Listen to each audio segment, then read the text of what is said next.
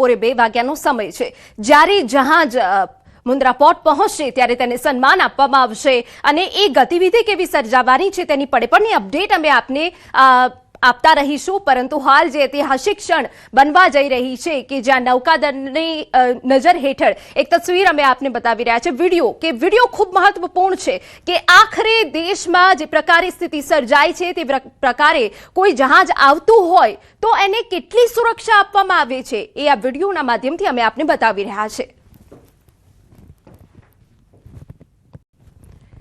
રક્ષા નિષ્ણાંત જયદેવ જોશી આપણી સાથે જોડાઈ ગયા છે ફોન લાઈન પર, તેમની સાથે સીધી ચર્ચા કરીએ। કેપ્ટન, ખૂબ ઐતિહાસિક ક્ષણ છે દેશ માટે, ગુજરાત માટે, જ્યારે યુદ્ધની સ્થિતિમાંથી આખું જહાજ બહાર આવે છે ત્યારે કેવી સુરક્ષા પૂરી પાડવામાં આવે છે એની વિસ્તારથી આપ માહિતી આપી શકો? ડેફિનેટલી અત્યારે જે પ્રકારની સ્થિતિ છે સ્ટ્રેટ ઓફ હોર્મુઝમાંથી આવવાની કે જ્યાં એસિમેટ્રિકલ વોરફેર એટલે કે એ પ્રકારની લડાઈ જે બહુ જ નવી છે, વિશ્વ પહેલી વાર આવી લડાઈ જોઈ રહ્યું છે, કેટલાય અલગ અલગ રીતે એટેક્સ થઈ રહ્યા છે અને સ્ટ્રેટ ઓફ હોર્મુઝ ઉપર જે એટેક થયા એના કારણે કેટલા નાગરિકોના જીવ પણ ગયા છે, કેટલા નાવિકોના જીવ ગયા છે, અમેરિકી વોરશિપ્સ ઉપર એટેક થયા છે। એવા સમયે આપણે આપણી ડિપ્લોમેટિક અને ડિફેન્સ આ બંનેની કાર્યક્ષમતાથી અને એ અચીવમેન્ટથી આ જહાજને આપણે પાછું લઈને આવી શક્યા અનહર્ટ એન્ડ અનડિસ્ટર્બ, એ બહુ જ મોટી વાત છે અને આ એક ગૌરવની ક્ષણ છે ભારત માટે અને આપણા નેવલ અને merchant navy, Indian navy, coast guard બધા માટે પણ। બિલકુલ કેપ્ટન, એ જાણવું છે કે જ્યારે યુદ્ધ પરિસ્થિતિ હોય ત્યારે આ પ્રકારે જહાજને ગુજરાત લાવવું કેટલું પડકારજનક હોય છે ભારત માટે? યસ, ડેફિનેટલી, કારણ કે બધા જે જહાજો જે દરિયામાં કામ કરતા હોય છે અલગ અલગ રેડિયો ફ્રીક્વન્સી ઉપર કામ કરતા હોય છે, એટલે સંચાર કરવું અઘરું હોય છે। સેકન્ડ, આજકાલના સમયમાં જ્યાં જીપીએસ ટ્રેકિંગ અને સેટેલાઇટ નેવિગેશન પણ છે, જો કોઈ જહાજ ઈચ્છે તો પણ પોતે પોતાની આઈડેન્ટિટી છુપાવી નથી શકતું અને એના કારણે એ ખુલ્લું હોય છે કોઈ પણ દુશ્મનના એટેક સામે, તો એને માટે પણ થોડી સાવચેતી અને થોડું જે ઇન્ટેલિજન્સ અને સાયબર વોરફેરની જરૂર પડે। થર્ડ સ્ટેપ, આ જહાજની આસપાસ પેટ્રોલિંગ માટે એની સાથે ચાલતા નાની બોટ, શક્તિશાળી બોટ જેમાં ફાયર પાવર પણ હોય, એ પ્રકારની ફ્રિગેટ બોટ્સને ચલાવવી પડે ક્યારેક કે જે એને ફાયર પાવર કવર આપે, તો એ પણ હોય છે।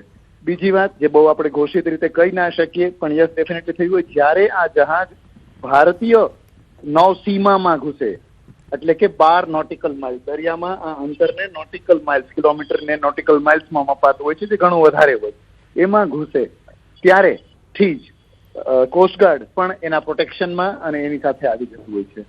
સો આટલા 3-4 લેવલના સુરક્ષાના સ્ટેપ્સ લેવા પડતા હોય છે કોઈ પણ શિપને આવી રીતે સુરક્ષિત લાવવા માટે। બિલકુલ કેપ્ટન, હવે એક મહત્વનો સવાલ એ છે કે જ્યારે જહાજ મુન્દ્રા પોર્ટ આવી પહોંચશે તે બાદ શું ગતિવિધિ રહેવાની છે? સૌથી પહેલા તો એ જહાજ બરાબર પહોંચ્યું છે કે નહીં એ સર્ટેન થશે, એમાં કેટલા નાવિકો હતા, એ લોકો શું કરતા હતા, એ રોલ અને ડીબ્રીફિંગ, સૈન્યમાં કોઈ પણ જગ્યાએ ડીબ્રીફિંગ એ બહુ મોટો રોલ અદા કરતું હોય છે કે કઈ રીતે આપ ત્યાંથી આવ્યા, આપે ત્યાં શું કર્યું, શું જોયું, જે ડિજિટલ સિગ્નેચર એટલે કે જે મુવમેન્ટ ત્યાંથી થઈ છે એ પણ જોવામાં આવશે અને કેટલાક એસઓપીઝ અને પ્રોટોકોલ્સ કે જો કોઈ હમલો થાય તો એક સાયરન ડ્રીલ હોતી હોય છે જહાજો ઉપર, એ સાયરન વાગે ને એમણે શું કરવાનું, આ બધાનું રિહર્સ સાથે, પ્રેક્ટિસ સાથે અને આમાંથી લેસન લર્ન કે શું શીખવા મળ્યું અને બીજી વખત આવી રીતે કરવું પડે તો સરળતાથી ને સારી રીતે કેમ કરી શકાય એનું બ્રીફિંગ થશે। બિલકુલ કેપ્ટન, હવે છેલ્લો સવાલ મારે એ છે કે જ્યારે બંને જહાજો સુરક્ષિત હવે જ્યારે ગુજરાત આવી પહોંચશે ત્યારે આપ ભારત અને ઈરાનના સંબંધોને હવે કઈ રીતે જોવો છો?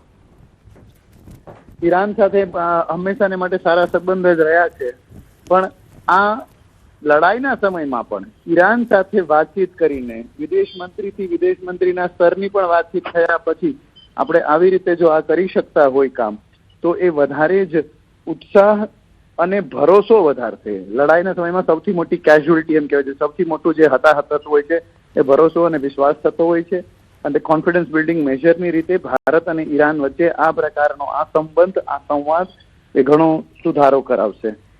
બિલકુલ, આભાર અમારી સાથે જોડાવા બદલ। ધન્યવાદ।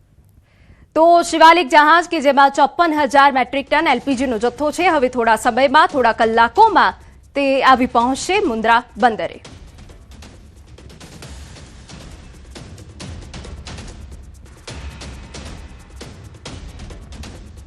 અન્ય મહત્વના સમાચાર પર નજર કરીએ. સમાચાર વડોદરામાંથી. ઘરેલું ગેસ સિલિન્ડરનો કોમર્શિયલ ઉપયોગ કરનારાઓ સામે તવાઈ છે. પોર ગામ નજીક આવેલી હોટેલ ગેલેક્સી પર પુરવઠા વિભાગની ટીમનો દરોડો પાડ્યો. હોટેલના રસોડામાંથી 17 ઘરેલું ગેસ સિલિન્ડર મળ્યા. વ્યાપારી હેતુ માટે ઘરેલું ગેસનો ગેરકાયદેસર ઉપયોગ થતો હોવાનું સામે આવ્યું. પુરવઠા વિભાગે તમામ 17 સિલિન્ડર જપ્ત કર્યા. નિયમોનું ઉલ્લંઘન કરનાર સામે આવશ્યક વસ્તુ અધિનિયમ હેઠળ કડક કાર્યવાહી થશે.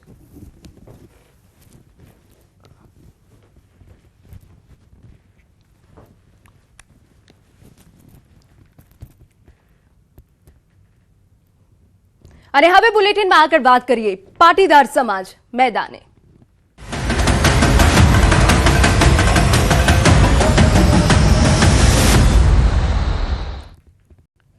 સમાચાર ખેડામાંથી.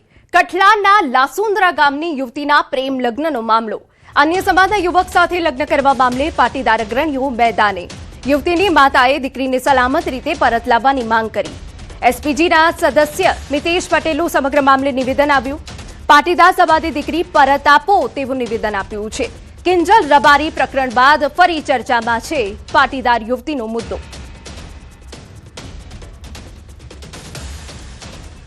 સંવાદદાતા ઉમંગ વધુ વિગતે વાત કરવા જોડાય છે. ઉમંગ, શું અપડેટ છે આપની પાસે? બિલકુલ ચોક્કસ. જે પ્રકારે વાત કરવામાં આવે તો ખેડા જિલ્લાનું લસુંદ્રા ગામની પાટીદાર સમાજની દીકરી છે તે ભાગી ગઈ છે, તેને ભગાડી દેવામાં આવ્યો. પરિવારે જે આક્ષેપ કર્યા હતા, સમગ્ર બાબતે વાત કરવામાં આવે તો આ જે દીકરી છે તે કોઈ રબારી સમાજ યુવક સાથે ભાગી જવાની સમગ્ર માહિતી સામે આવી. જો કે આ દીકરી અને જે ભાગી જનાર છે તે કઠલાલ પોલીસ સ્ટેશન ખાતેની, પરંતુ મોડાસાના મહિલા સેન્ટર અંદર ત્યાં હાજર થાય છે ને તેથી પરિવારને બોલાવવામાં આવે છે. મોડાસાના મહિલા સેન્ટર અંદર ત્યાં હાજર થાય છે ને તેથી પરિવારને બોલાવવામાં આવે છે. સમગ્ર બાબતે સોશિયલ મીડિયામાં એક માતાનો એક વિડીયો વાયરલ થાય છે. જે ઠાકરસિંહ રબારી છે તેને વિનંતી કરતો એક વિડીયો વાયરલ થાય છે કે જે રીતે કિંજલ રબારીનો જે વિવાદ હતો અને કિંજલ રબારીના વિવાદમાં જે પ્રકારે કિંજલ રબારીને ચૌધરી સમાજ દ્વારા પરત સોંપવાની હતી, તે જ રીતે રબારી સમાજના અગ્રણીઓને એક વિનંતી કરે છે કે તેમની પટેલ સમાજ, જે પાટીદાર સમાજ, જે પોતાની જે દીકરી ગઈ છે તેને પરત સોંપે. સમગ્ર બાબતે અત્યારે તમે જોઈ શકો છો, સમાજના અલગ અલગ આગેવાનો સવારથી આવી રહ્યા છે. બપોર સુધીમાં ગુજરાતના તમામ કહી શકાય કે જે લાલજી પટેલ છે, વરુણ પટેલ છે, દિનેશ બાપરા સહિત તમામ આવવાના છે. અત્યારે પણ ઘરે છે. દીકરીની માતા સાથે આપણે વાત કરવાનો પ્રયત્ન કરીશું. તેમના માતા છે, તેમની સાથે સીધી વાત કરીશું. રેણુકાબેન, જે પ્રકારે તમારી દીકરી ગઈ, તમારો એક વિડીયો પણ ગઈકાલે વાયરલ થયો હતો, શું કહેશો આ બાબતે? સાહેબ, મારી છોકરી તો મને પાછી જ જોઈએ છે. કોઈ પણ સંજોગોમાં, કોઈ પણ સમાજ, રબારી સમાજ, પટેલ સમાજ, કોઈ પણ હોય, બધા ભેગા થઈને મારી છોકરી મને પાછી લાવી આપો. બસ એ જ મારી વિનંતી છે. જેને પણ તમારે મીડિયા દ્વારા, સોશિયલ મીડિયા દ્વારા, ગમે એસપીજી ગ્રુપ દ્વારા, રબારી સમાજ દ્વારા બધા ભેગા થઈને મારી છોકરી મને પાછી આપો. બેન, જે પ્રકારે તમે મોડાસા ગયા હતા, ત્યાં આગળ શું થયું હતું, શું કહેશો? હું તો ગઈ જ નથી સાહેબ. મારી તબિયત સારી નથી, મારા હસબન્ડની તબિયત સારી નથી, પણ મારા એક ભત્રીજાને દુઃખને લાગણી થઈ કે કાકાને આટલી બધી તબિયત ખરાબ થઈ, જોવા માટે આપશે, એ માટે એને પ્રયત્ન કર્યો. જઈને કહ્યું, સાહેબ અમારી દીકરી અમને પાછી આપો, એની મમ્મી બીમાર છે, એના પપ્પા બીમાર છે, પણ એ લોકો કોઈ માન્યા નહીં. મારી જોડે ફોન પર વાત કરવા ફટાફટ કાપી નંખાવતા હતા ફોન. બરાબર. બિલકુલ. પાટીદાર સમાજના કેટલાક અગ્રણીઓ પણ આવ્યા છે. આગળ આપણી સાથે અહીંના અગ્રણી વિરુભાઈ પટેલ, આપનું નામ અને હોદ્દો અને શું કહેશો આ બાબત? આજે બધા ભેગા થયા છો, કેવા પ્રકારનું આયોજન રહેશે, શું રણનીતિ રહેશે આગળની? હું ખેડા જિલ્લા સરદાર પટેલ સેવા ટ્રસ્ટ જિલ્લા અધ્યક્ષ છું. મારું નામ વીરુ પટેલ છે અને અત્યારે અમે લસુંદ્રા ગામ ખાતે જ્યાં બનાવ બન્યો છે, જે દીકરી જતી રહી છે, એમના ઘરે આવ્યા છીએ પરિવારને મળવા માટે. અત્યારે અમારી ગુજરાતની પાસની ટીમ, ગુજરાતની સરદાર પટેલ સેવા ટ્રસ્ટ, જે અત્યારે રસ્તામાં છે, જે દીકરીને ઘરે માતા પિતાને મળવા માટે આવી રહ્યા છે, જો એની અમે રાહ જોઈને બેઠા છીએ. અને અમે રબારી સમાજના આગેવાનો સાથે ચર્ચા થઈ છે.